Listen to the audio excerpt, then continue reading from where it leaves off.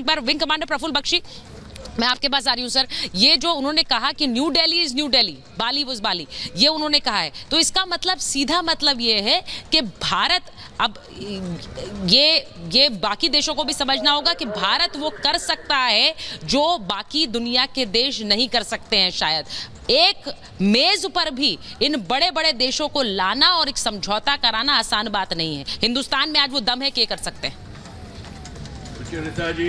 ये जो आप बात कर रही हैं, आपने हमारी मुंह की बात छीन ली।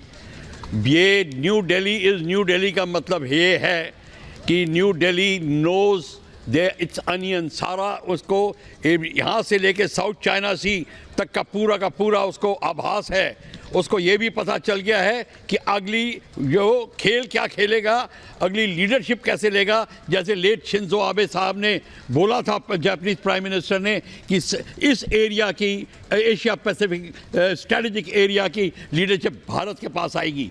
अब बाली को भी पता है एग्जैक्टली कि हम अगर भारत के ऊपर डिपेंड नहीं करेंगे तो हमको चाइना कहीं का नहीं छोड़ेगा। सारी की सारी जो IOR की और साउथ चाइना सी की जो कंट्रीज़ हैं, उनको एग्जैक्टली पता चल गया है। जिन्होंने अपने आइलैंड्स खोए हैं, उन्होंने अपने फिशिंग राइट्स खो रहे हैं, जिन्होंने अपने शिपिंग राइट्स खो रहे हैं, तो इसलिए भारत की लीडरशिप को सबको पता है। और भारत ये बात वो ये नहीं फैलाना चाहता कि मैं बहुत बड़ा हूँ, बट भारत को और हमारे प्राइम मिनिस्टर को एग्जैक्टली ये पता है कि आगे उसके ऊपर क्या रिस्पॉन्सिबिलिटी आने वाली है।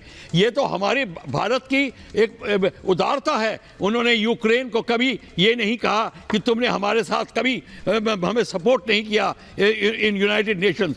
स्ट्रेट अवे वो यूक्रेन के साथ सहानुभूति दिखाते हैं। ये उदारता की बात है। ये उदारता सारी कंट्रीज को पता है कि ये है भारत, ये है भारत की संस्कृति, ये है उनका वासुदेव कुटुंबकम का स्पिरिट। तो इसीलिए उन्होंने ये जरूर कहा है कि देखिए, इन दिल्ली इज दिल्ली और बाली इज बाली। और दूसरा, बाली के ऊपर और पॉलिटिकल प्रेशर पड़ रहे हैं, वह एरिया उनके और हैं, और उसके ऊपर भारत को वो प्रेशर नहीं सता सकते, नहीं इफेक्ट कर सकते। ये भी पता है सबको।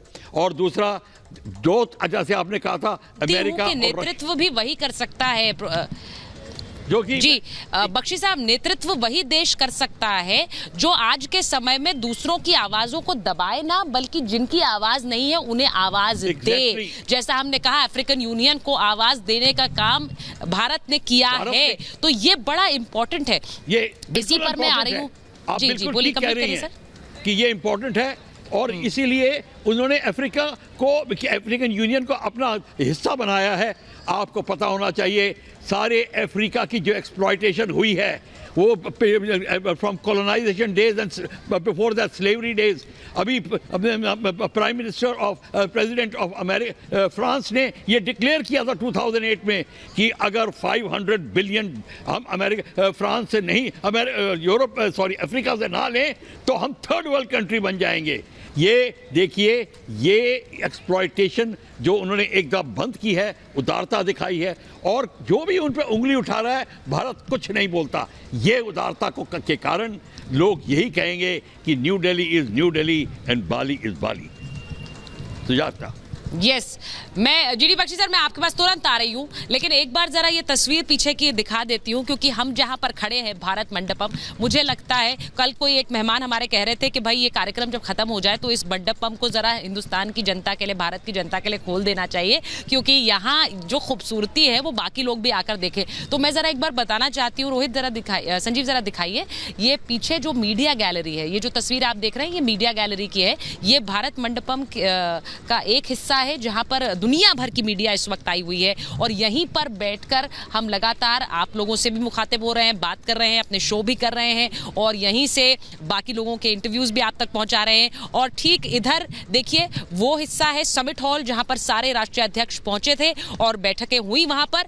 और यहीं पर देखिए, तिरंगे की छटा उस समिट हॉल के ऊपर आपको नजर आ रही होगी। ये तस्वीर उस समिट हॉल की है जहां पर 2 आज सेशंस हुए और कल तीसरा सेशन वहीं पर होगा।